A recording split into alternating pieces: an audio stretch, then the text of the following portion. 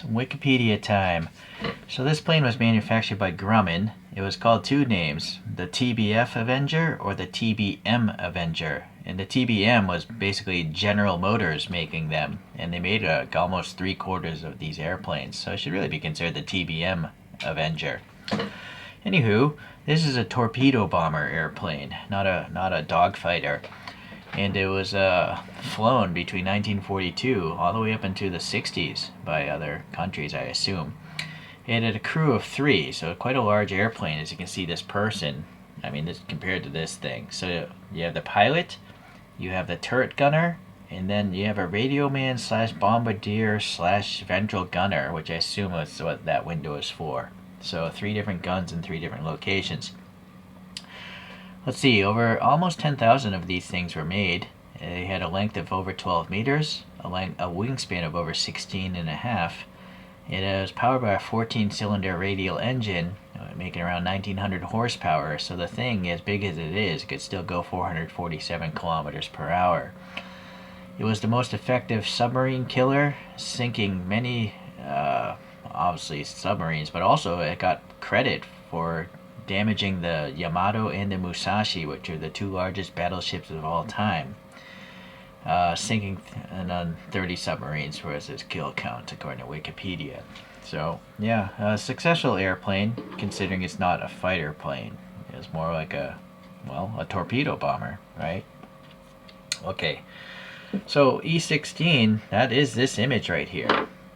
I didn't paint it like that. The paint job is more like this: dark blue, light blue, white. I skipped that whole middle section. I'm just too lazy. Let's see the instructions if there's anything important. They give you 2 different decals, so you could go with this one, but that as well is an even crazier, wacky paint job. So I went with E16. Putting it together. There's a little decal inside there.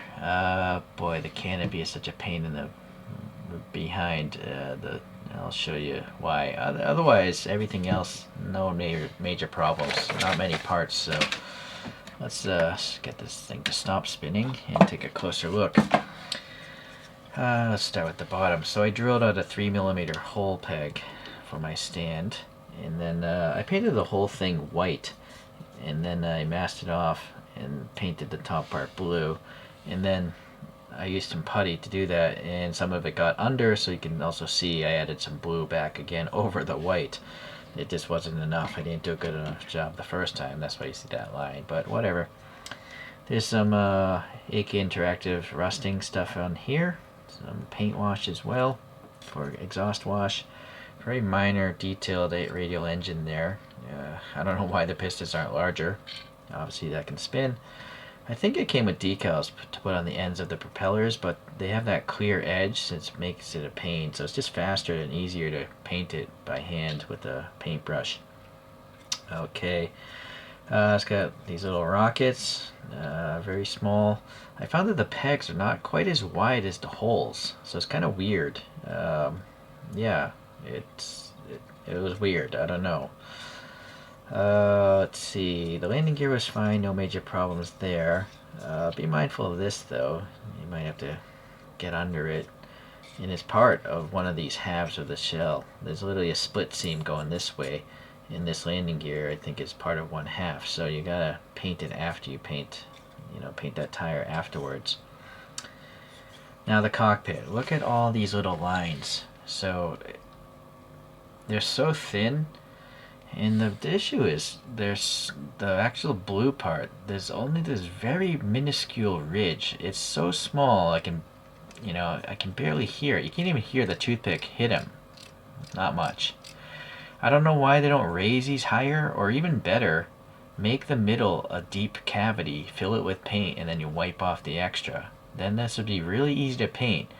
But there's just 2 little ridges on both sides, and it's really difficult to paint. I hand painted this. Don't even try using liquid mask. It just won't work.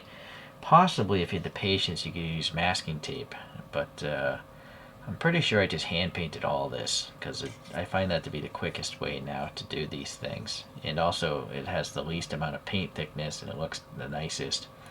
But it's also odd that this one just fades to nothing, this line just fades to nothing. And I don't know why. And so also the seats are so narrow that you can't have any chance of adding a character unless you remove that seat part entirely, but I kind of want to keep it. There's a nice little decal, and you can see the canopy is pretty clear, so you can see that all those gauges there. There's no indication of the ventral, the third person, you know? Like, it would have been cool if this was open. I don't know if there's supposed to be a window or a gun there, but it's just a flat panel on this model, so that's unfortunate. And it's a very under-marked plane. It's just two little decals up there, this one, that one, and these little black things, which I have no clue what they are. Oh, never mind.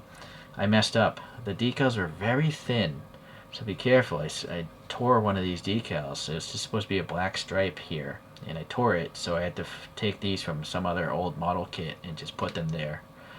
So yeah, be careful about the decal thickness. They're very thin from this brand, and I've noticed. In fact, so thin that I don't recommend that children try to make these things.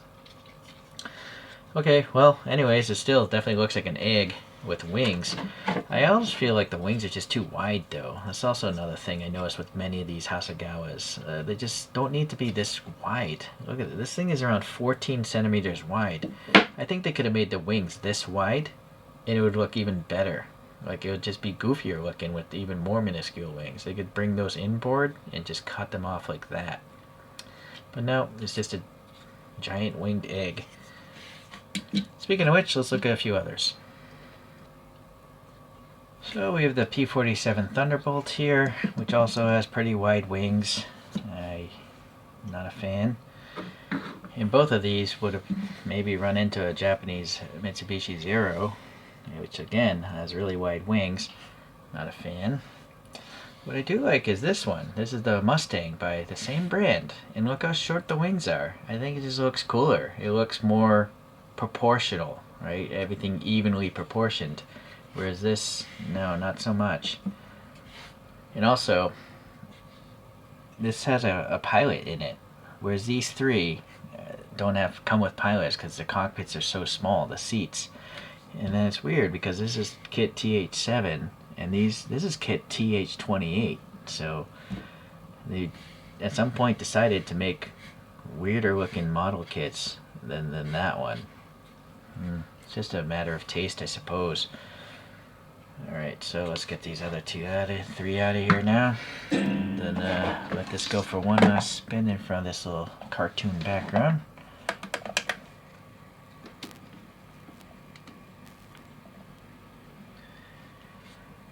Alright, well still, it's a cool looking model. It's definitely goofy looking, and that's what it's all about. It's just about fun, not seriousness. And if you want to put something together really quick, there aren't many parts on these things. But I've come to realize airplane model kits are some of the most difficult kits to make because the cockpits, this glass. When you build a model kit of a car, the glass is always a separate piece from the body of the car, so you never have to mask it off. Yeah, tanks, they don't have glass panels, right? Motorcycles, the windscreen's so small, and it's usually, again, it's a separate piece. It doesn't need to be masked off. So, yeah, airplanes might be the most difficult genre, even with these cartoon versions. So thanks for watching. Just be mindful of that. We'll see you in the next video. Bye.